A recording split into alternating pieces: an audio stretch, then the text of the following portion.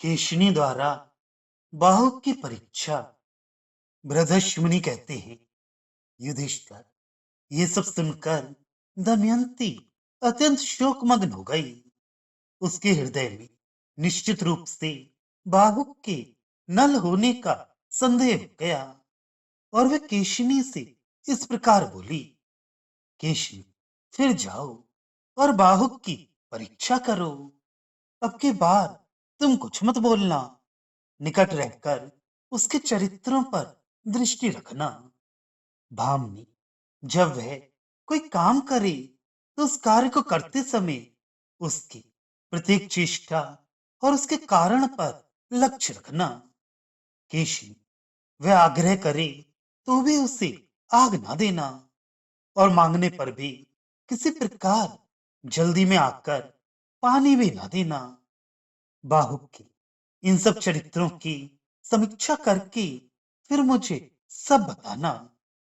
बाहुक में यदि तुम्हें कोई दिव्य अथवा मानवोचित विशेषता दिखाई दे तथा और भी जो कोई विशेषता दृष्टिगोचर हो तो उस पर भी दृष्टि रखना और मुझे आकर बताना। दमयंती के ऐसा कहने पर केशनी पुनः वहां गई और अश्वविद्या विशारद बाहुक के लक्षणों का अवलोकन करके वह फिर लौट आई। उसने बाहुक में जो दिव्य अथवा मानवोचित विशेषताएं देखी उनका यथावत समाचार पूर्ण रूप से दमयंती को बताया। केशनी ने कहा, दमयंती, उसका प्रत्येक व्यवहार अत्यंत पवित्र है। ऐसा मनुष्य तो मैंने कहीं भी पहले ना तो देखा है और ना सुना ही है। किसी छोटे से छोटे दरवाजे जाकर भी वह झुकता नहीं है। उसे देखकर बड़ी आसानी के साथ दरवाजा ही इस प्रकार ऊंचा हो जाता है कि जिससे मस्तक का उससे स्पर्श ना हो। समुचित स्थान में भी उसके लिए बहुत बड़ा अवकाश बन जाता है। राजा भीम ने ऋतुपर्ण के लिए अनेक प्रकार के भोज्य पदार्थ भेजे थे। उसमें प्रचुर मात्रा में केला आदि फलों का गूदा भी था। उसको धोने के लिए वहां खाली घड़े रख दिए थे, परंतु बाहुक के देखते ही वे सारे घड़े पानी से भर गए। उससे खाद्य पदार्थों को धोकर बाहुक ने चूल्हे पर चढ़ा दिया। फिर एक मुट्ठी तिनका लेकर सूर्य की किरणों से ही उसे उद्दीप्त किया।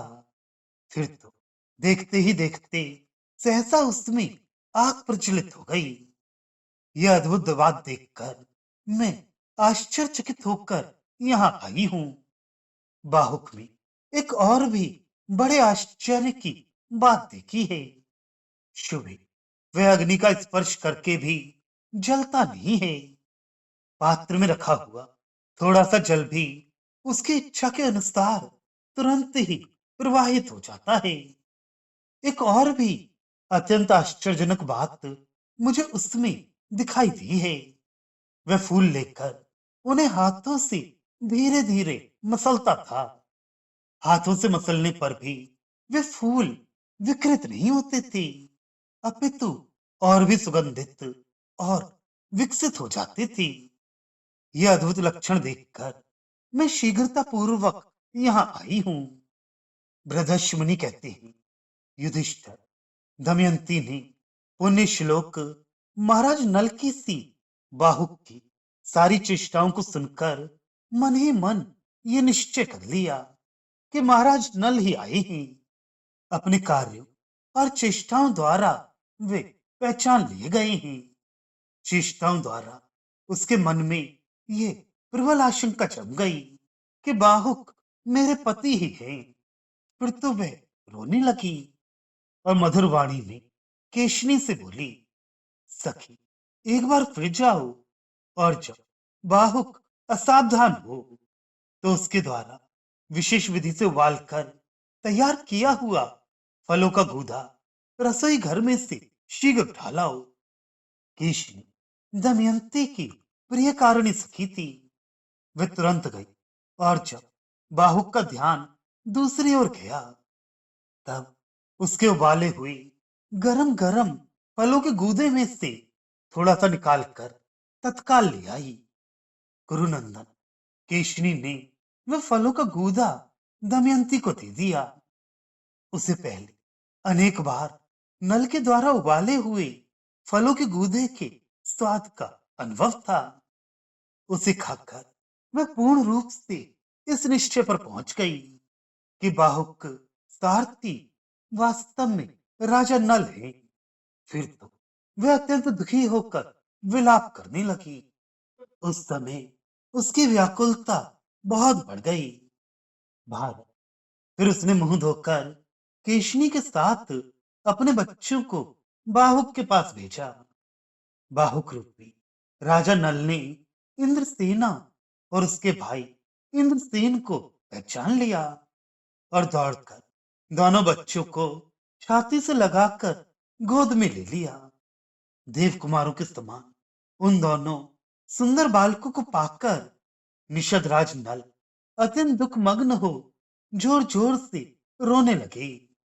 उन्होंने बार बार अपने मनोविकार दिखाए और सहसा दोनों बच्चों को छोड़कर केशनी से इस प्रकार कहा, भद्रे, ये दोनों बालक मेरे पुत्र और पुत्री के समान हैं, इसलिए इन्हें देखकर सहसा मेरे नेत्रों से आंसू बहने लगे। भद्रे, तुम बार बार आती जाती हो, लोग किसी दोष की आशंका कर लेंगे और हम लोग इस देश के अतिथि हैं, अतः तुम सुखपूर्वक महल में चली जाओ।